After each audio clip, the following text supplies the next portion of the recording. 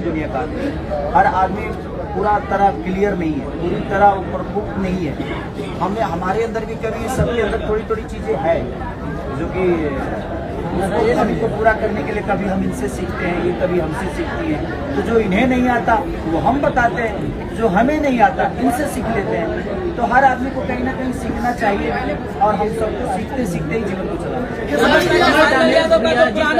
दी गई है कमर डैमेज, जिस तरह से टैकल दी गई है वो आपकी चुटपुटी अंदाज नजर आते हैं।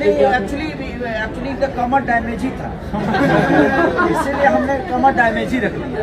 उस दिन इनके कमर में दर्द था तो इसलिए हमने बोला कि भाई कमर डैमेज ही रखा है।